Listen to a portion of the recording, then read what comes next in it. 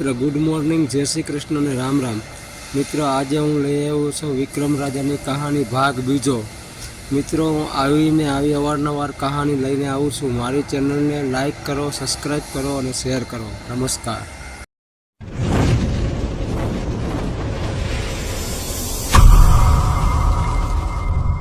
राजा विक्रमादित्य अपने कंधे पर बेताल को लादने की कई कोशिश कर चुके थे, लेकिन हर बार बेताल कोई कहानी सुनाता और राज विक्रमादित्य से हाथों से बच निकलता। इस बार भी बेताल ने एक नई कहानी सुनाई। बेताल कहता है, एक बार की बात है, अंधदेश के एक गांव में एक ब्राह्मण अपनी पत्नी और 3 बेटों के साथ रहता था। एक बार ब्राह्मण ने अपने तीनों बेटों के बुलाया और कहा कि हमारे तालाब के लिए एक कछुए की जरूरत है। कल तुम तीनों समुद्र के पास जाकर वहां से कछुआ पकड़ कर ले आना। तीनों ने हाँ कर दी और दूसरे दिन तीनों माता पिता का आशीर्वाद लेकर समुद्र की ओर चल पड़े। वहां तीनों को एक बड़ा सा कछुआ दिखाई दिया, लेकिन तीनों में से कोई भी उसे उठाने के लिए तैयार नहीं हुआ। उनमें से सबसे बड़ा भाई बोला, मैं कछुए को नहीं उठाऊंगा, इससे बहुत गंदी बदबू आ रही है। दूसरे नंबर के भाई ने कहा, मैं भी इसे नहीं उठाऊंगा, मुझे भी इससे गंदी बदबू आ रही है। तीसरे नंबर के भाई की बारी आई तो उसने कहा, मैं भी इसे नहीं उठा सकता, मैं बहुत कोमल हूँ। तीनों में झगड़ा शुरू हो गया और यह मामला राज दरबार तक पहुंच गया। राजा ने कहा, इस प्रकार का मामला मेरी जिंदगी में पहली बार आया है, इसका न्याय मैं कल सुबह करूंगा। आज आप हमारे यहाँ मेहमान हैं, इसलिए भाईजन और आराम यहाँ पर ही कीजिए। ये बोलकर राजा ने तीनों को भोजन के लिए निमंत्रण दिया। सभी बड़े चाव से खाना खा रहे थे, लेकिन सबसे बड़े भाई ने नहीं खाया। राजा ने जब उससे पूछा तो उसने कहा, चावल में से शमशान में जले हुए मुर्दे की बदबू आ रही है। राजा ने इस बात का पता किया तो मालूम हुआ कि चावल किसी शमशान के पास के खेत से लाए गए हैं। ये देखकर राजा बहुत खुश हुआ।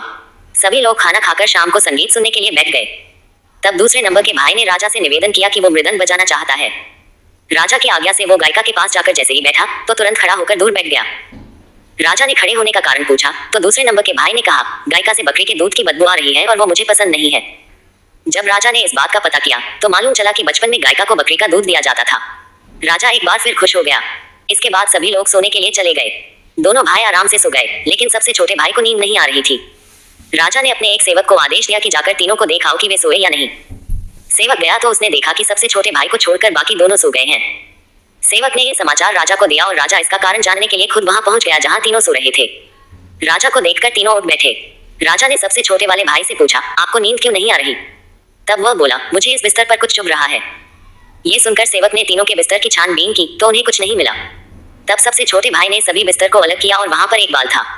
उसने अपना कुर्ता उतारा। सबने देखा कि उस बाल का निशान उसकी पीठ पर बना हुआ था। राजा ये देखकर हैरान हुआ और खुश भी। दूसरे दिन राजा ने न्याय के लिए तीनों को बुलाया। उसने सबसे छोटे वाले को इनाम दिया और बाकी 2 को कुछ सोने के सिक्के दिए। राजा ने कहा, आप तीनों में अलग अलग खूबी है और मैं आप तीनों से बहुत खुश हूँ। मैं अपने सैनिकों को भेजकर कछुआ आपके घर भिजवा दूंगा। इतना कहकर बेताल ने विक्रम से पूछा, बताओ तीनों भाइयों में से सबसे अधिक सुकुमार कौन था? तब विक्रम बोला, सबसे छोटा भाई, क्योंकि हो सकता है कि दोनों बड़े भाइयों ने अपने सुकुमार होने का दिखावा किया हो, लेकिन सबसे छोटा भाई कितना सुकुमार है ये तो राजा ने खुद आंखों से देखा। विक्रम का सही जवाब सुनकर बेताल ने उसकी तारीफ की और अपनी शर्त के अनुसार वापस पेड़ पर जाकर लटक गया।